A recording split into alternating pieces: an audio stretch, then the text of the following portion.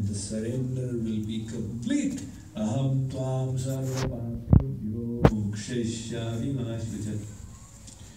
18.66. So, all 6 points of surrender need to be fulfilled. You can't say, I'm careless about 1 point. Then what are these 6 points which are so important? The first point, to desire in accordance with the will of God. What He wants, that is what I want. Why? Because we are His servants. The servant's job is to fulfill the will of the Master. Whatever He wants. Mirabai displayed it when she said, if Sri Krishna wants me to laugh, I will laugh. If Sri Krishna wants me to cry, I will cry. If Sri Krishna wishes to ignore me, who are you? I don't know you. No problems. If He wishes to shower His love and embrace, no problems. If He wishes to kill me with His divine disc, the Sudarshan, I'm perfectly happy. Mere to giridhar gopal dusara na koi, jaake sir mor mukut mero pati soi. This is an expression of surrender.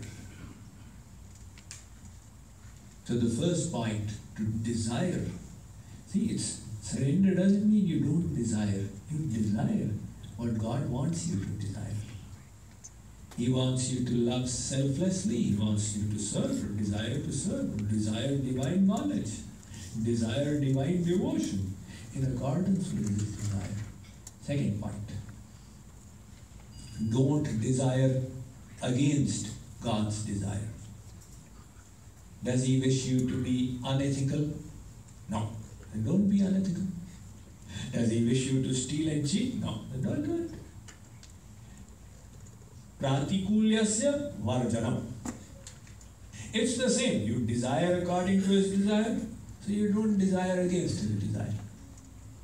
But to confirm it, the scriptures have reversed and negated. Double negative.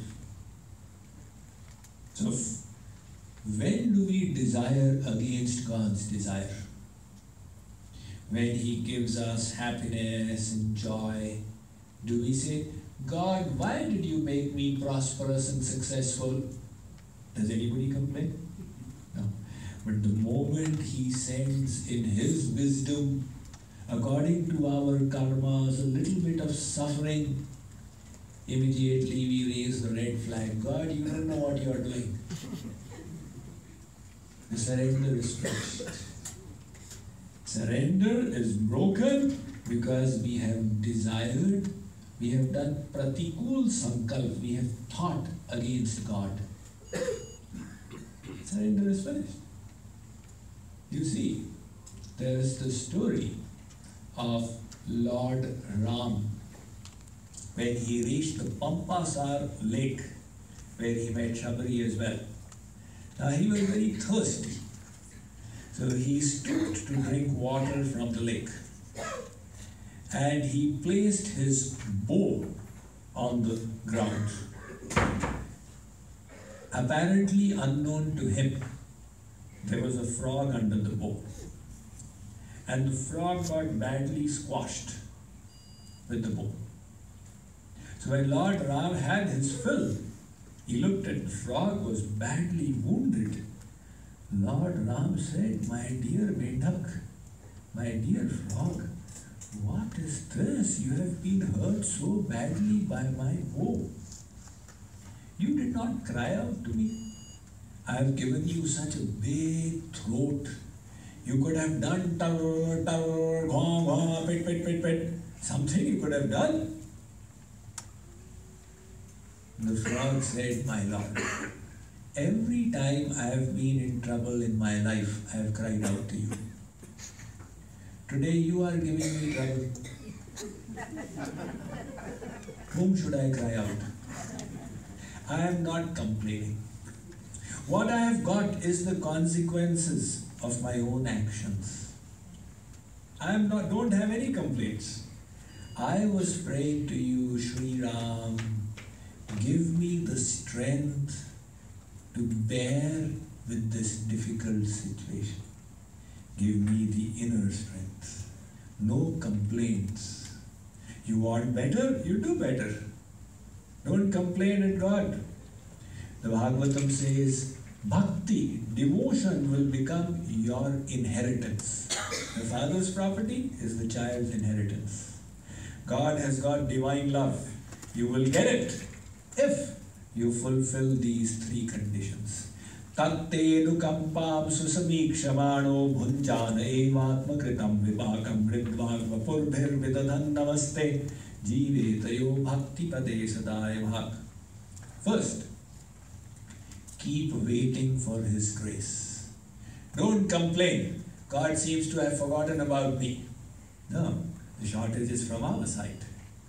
Second, whatever difficulties and hardships come as a result of your own karmas, serenely bear them without complaining. And third, with your body, with your mind and your words, offer your respects to God. If you can fulfill these conditions, that bhakti will become your inheritance. So don't think against God. Don't think against Guru, Sharanya, whom we are surrendering to. Second point. First and second points are clear, right? What was the first point? Desire according to the desire of God. And second point is don't desire against the desire of God. Now we shall go to the third point. Third point is to have faith. He is protecting you. After all, He is the Father. He is protecting everyone. You have faith. If the worldly child says, Father, will you give me bread tomorrow? The father will say, what is wrong with this child? Of course I will give you. So have faith.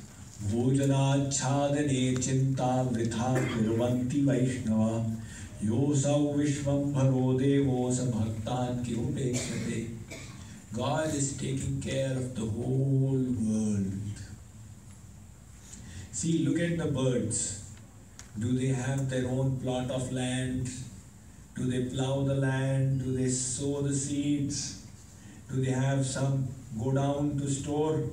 And God is taking care of all the birds, all the ants. Of course, in USA you don't see too many ants in houses, right? But in India, if you leave anything outside, leave some cashew nut outside, and after 6 hours you find this line of ants making merry. Since I was a little child, I used to ask, how come the ants came to know that the food is out here? It did not have any aroma to it. It was such kind of food. Maybe a cookie or something. How did the ant come to know? And nobody answered in all my school and college life. Nobody gave an answer. Then I said, it means that God is sitting inside the ant and God is inspiring the ant. You climb up this wooden leg, you will get food on top. Because otherwise the ant, it's not that it was taking an evening walk and discovered there were no ants in the room.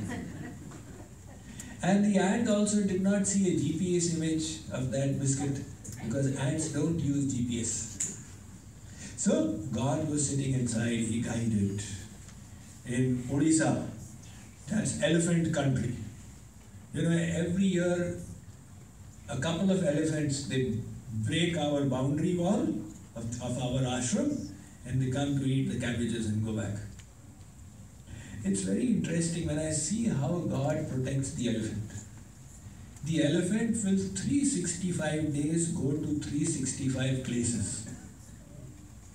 Because if he goes to the same place, people will be ready for such a big creature.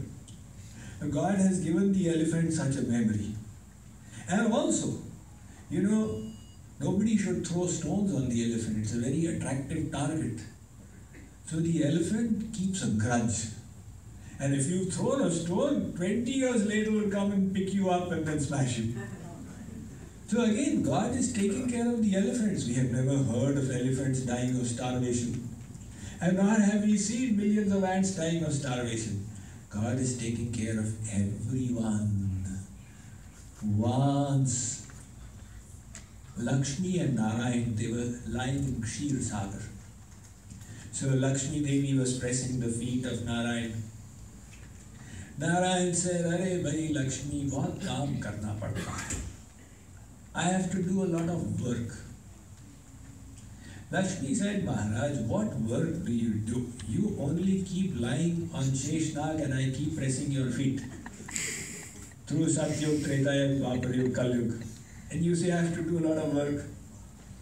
Narayan said, "Lakshmi, this is my external form. Internally, I am sitting in everybody's hearts, noting their karmas, maintaining account, giving results, helping arrange for the meals for everyone." Lakshmi said, "Let me test him on his word." The next day, she took a little ant and she put the ant in a dibbi, in a little box. "I will keep the ant till night and then see, does the ant get any food to eat?" At night, Lakshmi Devi opened the dibbi. The ant was dancing out there because one rice grain from her head had fallen into the dibbi, so the ant had got its fodder. God is taking care of everyone.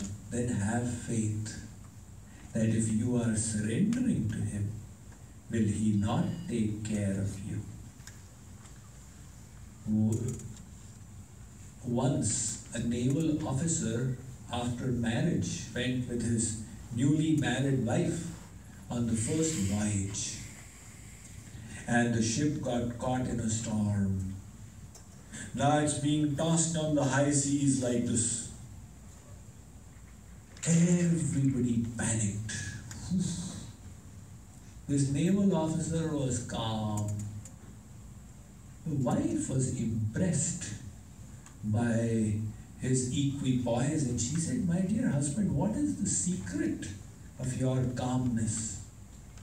The officer took out his sword and that naked scabbard, he placed the blade on his wife's head.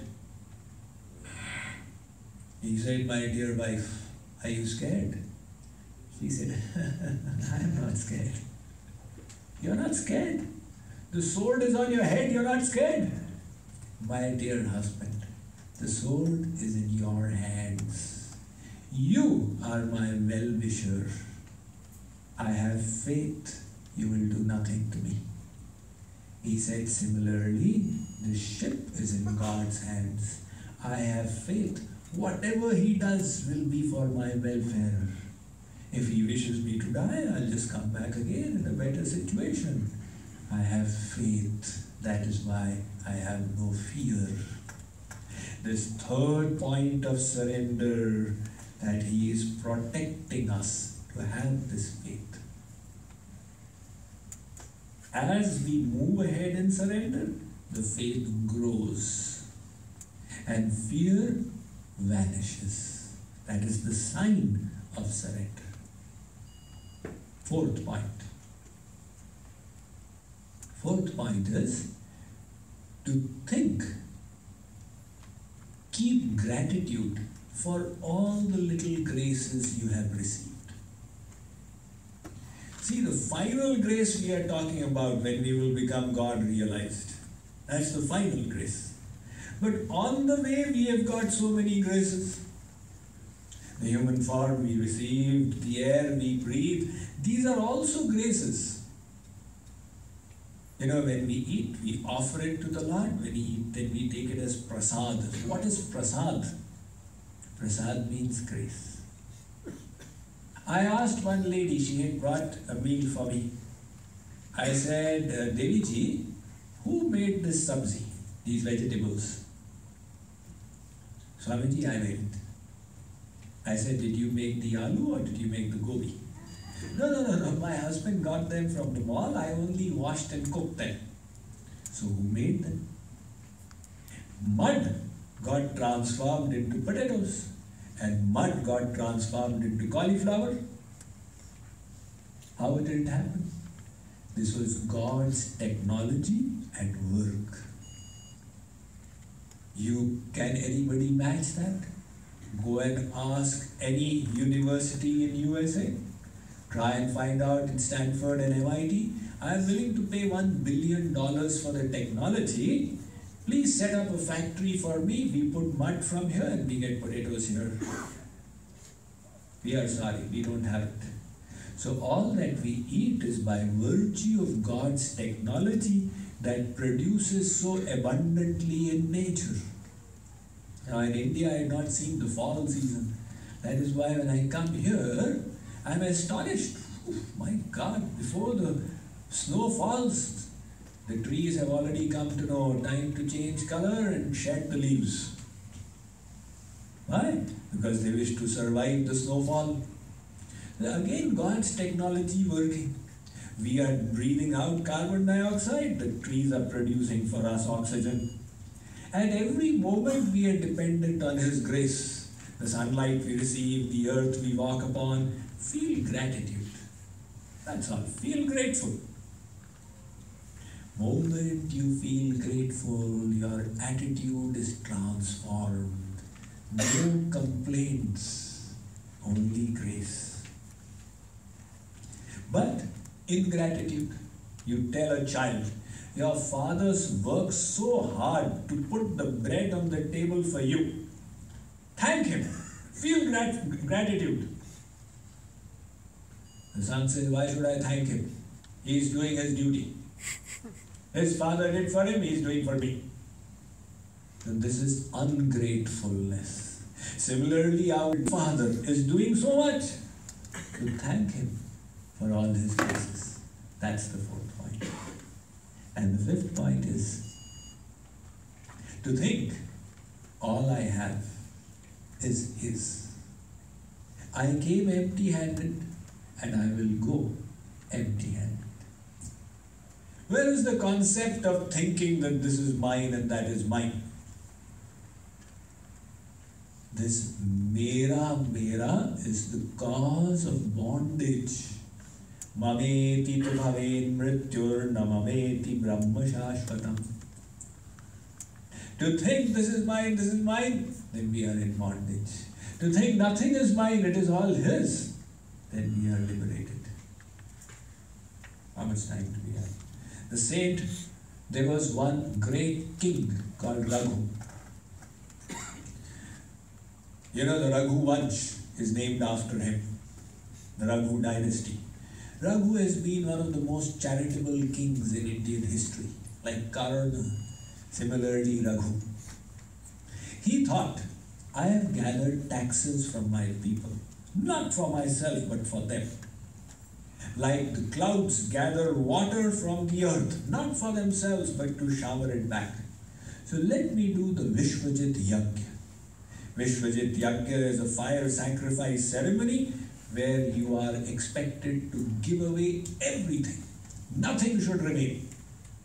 So Vishwajitam ajahre yagyam sarvasva dakshanam adanam vinasargaya satam varimuchamiva. Raghu did the Vishwajit Yajna and he gave away everything. He donned the clothes of a beggar and with a wooden mud pot he went out to beg his meal until the taxes again start coming. He went and sat down under a tree. There were some people sitting and discussing. They did not recognize he's our king. They said, you know what a king we have. There will be nobody like him. He gave away everything. Raghu heard. He said, hey, what are you speaking? They said, we are praising our king. He's such a big charitable person. Raghu said, don't you ever say that word again. Your king has given nothing. He said, who are you to insult our king like that? We'll pull your tongue out. Raghu said, go and ask your king, when he came into this world, did he have anything? He came empty-handed. He is going to go empty-handed. What is his that he gave? That is why there's that famous story about Rahim Khan Khana. Rahim was a great royal person and also a Rasik saint. So when he used to give in charity, he would put his head down and give. Now people went and told Tulsidas that, this Rahim, where he puts his head down and then he gives. So the famous couplet that Tulsidas ji wrote, he said, "Aisi deni den ju kit sikhe hai sen, jo jo kar uncho karyo ton niche nain." Your hands are doing such noble work, elevated work, and your eyes are going down and down. Where have you learned to give in charity like this? Rahim answered, "Denahar ko aur hai, devat hai din rehna, log bharam muj par dhare, yate niche nain." The person giving is somebody else who is giving day and night. But people are confused. They are thinking I am giving. That is why out of embarrassment I am lowering my eyes. So the whole world is his, not mine. Fifth point in surrender. And the sixth point, to surrender. And surrender the pride of having surrendered. Not to think, oh, I am surrendered. This person is not surrendered. I am greater than that person because I am surrendered. Pride comes, surrender is finished. The moment pride comes, I am a devotee, I am a jnani, I am a yogi, gone. You have to surrender the pride of having surrendered. One sadhu sat on a rock in the Himalayas and practiced austerities for 12 years. After 12 years, he had a divine experience. He found the thrill of bliss going through his entire frame and heart. He found his intellect being illumined with divine wisdom and knowledge. He said, what is happening? Am I getting God realized? He heard a voice from the sky. God said, Sadhu, I am very pleased with you, with your sadhana, austerities. What do you want? Ask. The sadhu said, Maharaj, of course I will ask. I have worked hard for 12 years. Why should I not ask? God was quiet. God did not expect that kind of imputed answer. Why should I not ask? God is used to, oh, so merciful you are, so kind you are. So we have also spoiled God's habits. God was quiet for 5 minutes. After 5 minutes, he said, Sadhu, are you asking for my causeless grace? Or are you asking for the results of your efforts? The sadhu said, my Lord, who cares about your causeless grace? I have worked hard, give me the results. God again became quiet for 5 minutes. After 5 minutes, the stone on which the sadhu was sitting, that started speaking. Maharaj, this sadhu has started settling his accounts with you. Please settle my accounts with him also. He has been sitting on my head for 12 years. Next 12 years, make me sit on his head. The sadhu realized you can't think of settling accounts with God. If ever he graces, it's not that I earned the grace. It is always his causeless grace. So you surrender this pride. That is the sixth point. God says these 6 points will constitute the prerequisite, the Sharanagati, and you will get my grace. So we have now reached a station in our discussion. We have discussed where we need to reach this kind of surrender. But how will you reach there? You can't suddenly jump there. You need some pathway to reach there. So how will we practically engage in this process of surrender? What do we need to do? What should we not do? What should we do properly and carefully and precisely? What points do we need to take care of? How do we reach this state? We will discuss this now in the remaining 1, 2, 3 days. Boliye Vrindavan Bihari Lal Ki